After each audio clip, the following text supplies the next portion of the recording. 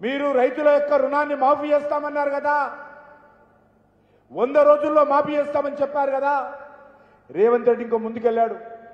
మీరు ఒకవేళ రుణం కడితే, మీరు బ్యాంకులో నుంచి రుణం తీసుకోకపోతే వెంటనే బ్యాంకుకి వెళ్ళండి, 2 లక్షల రుణం తీసుకోండి. మా పార్టీ అధికారంలో రాబోతుంది, మా సోనియమ్మ ప్రభుత్వం వస్తుంది, డిసెంబర్లో మా అధికారంలోకి వస్తాం. డిసెంబర్లో ఆయన ప్రకటించాడు. మరి ఈరోజు మనం చేస్తా ఉన్నాను. 100 రోజులు దాటిపోయింది కదా రేవంత్ రెడ్డి గారు, మీ 2 లక్షల రుణమాఫీ ఎక్కడ పోయిందని అడుగుతా ఉన్నాను. ఎప్పుడు మాఫీ చేస్తారు? ఏదైనా రోడ్ మ్యాప్ ఉందా? ఏదైనా లక్ష్యం ఉందా? ఏదైనా టార్గెట్ ఉందా? ఆ 2 లక్షల మాఫీ చేయడం కోసం ఎక్కడి నుంచి నిధులు తీసుకొస్తారు? ఎన్నికల ప్రణాళిక ఇచ్చే ముందు ఆలోచించలేదు మీరు. ఇప్పుడు ముఖ్యమంత్రి, ఇప్పుడైనా ఆలోచన చేశావా? రేవంత్ రెడ్డి గారు చెప్పాలి.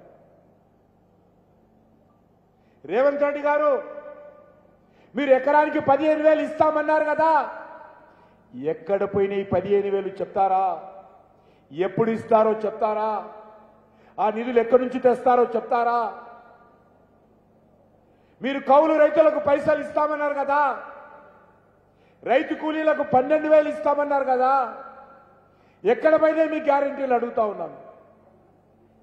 మీరు ధాన్యానికి 500 బోనం ఇస్తామన్నారు కదా క్వింటాలకు, ఏమైంది అడుగుతా ఉన్నాను.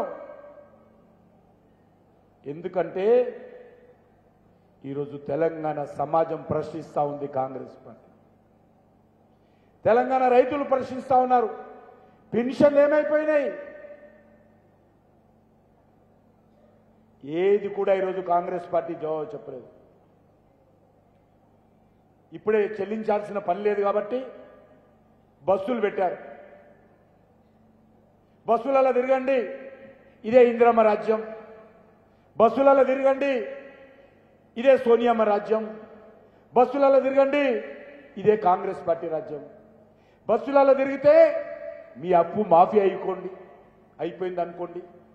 బస్సులలో తిరిగితే ఇదే ఎకరానికి 15,000 అనుకోండి. బస్సులలో తిరిగి ఇదే మహిళలకు నెలకు 2,500 ఇచ్చామనుకోండి. బస్సులలో తిరిగి ఇదే ధాన్యం మీద 500 బోనస్ అనుకోండి. సోనియమ్మ రాజ్యం అంటే, కాంగ్రెస్ పార్టీ గ్యారంటీలు అంటే ఏంటో అర్థం చేసుకోండి. ఈరోజు నేను ముందు చెప్పాను, మేము మా పార్టీ అధికారంలోకి వస్తే ఆర్టికల్ 370 తొలగిస్తామన్నాము. అది మోడీ గారి గ్యారంటీ. మోడీ గారి గ్యారంటీ అంటే గ్యారంటీలను అమలు చేసే గ్యారంటీయే మోడీ గారి ప్రభుత్వం నడుపుతుంది. 500 సంవత్సరాలుగా 500 సంవత్సరాల క్రితము నా దేశం మీద దాడి చేసినటువంటి దురాక్రమణదారుడు బాబర్ అయోధ్యలో రామ మందిరం కూల్చివేసి వివాదాస్పదం కట్టడం జరిగింది. ఆ తర్వాత అనేక మంది రాజులు వచ్చారు, అనేక ఉద్యమాలు జరిగాయి. సాధువులు, సన్యాసులు, ఋషులు, మహానుభావులు, హిందూ భక్తులు, రామ భక్తులు అనేక పోరాటాలు చేశారు. వేలాది మంది చనిపోయారు.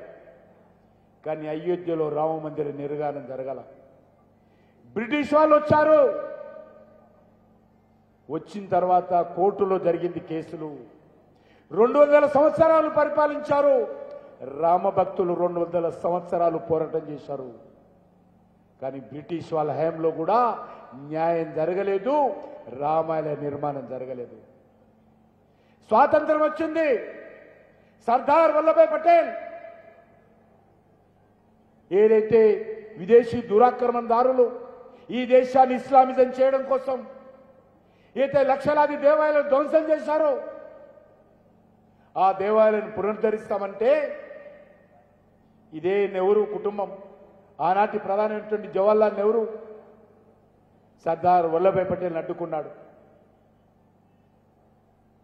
సెక్యులరిజం పేరుతో హిందూ దేవాలయాలు ధ్వంసం చేస్తూ ఉంటే హిందూ దేవాలయాలను పునరుద్ధరణ కాకుండా కాంగ్రెస్ పార్టీ అడ్డుకున్నది. కానీ ఆ రోజు హోం మంత్రిగా ఉప ప్రధానమంత్రిగా ఉన్నటువంటి సర్దార్ వల్లభాయ్ పటేల్ ప్రధానమంత్రి మాటను ఖాతరు చేయకుండా అయోధ్యలో సోమనాథ దేవాలయాన్ని, ఉత్తరప్రదేశ్లో అయోధ్య రామ మందిరాన్ని నిర్మాణం చేస్తామంటే దాన్ని కూడా ఒప్పలేదు, రెండింటి కూడా ఒప్పుకోలేదు. చివరకు ప్రధానమంత్రిని లెక్క చేయకుండా తన సొంత రాష్ట్రమైనటువంటి గుజరాత్లో సర్దార్ వల్లభాయ్ పటేల్ సోమనాథ మందిరాన్ని పునరుద్ధరించాడు. ఆ రోజు మాట చెప్పాడు, సర్దార్ నీ గుజరాత్లో నువ్వు చేసుకో, కానీ ఉత్తరప్రదేశ్ నాది, ఉత్తరప్రదేశ్లో అయోధ్య మందిరానికి రావద్దు, దాన్ని పునరుద్ధరణ చేయొద్దని ఆ రోజు కాంగ్రెస్ పార్టీ ప్రధానమంత్రిగా ఉన్నటువంటి జవహర్లాల్ నెహ్రూ అడ్డుకున్నాడు.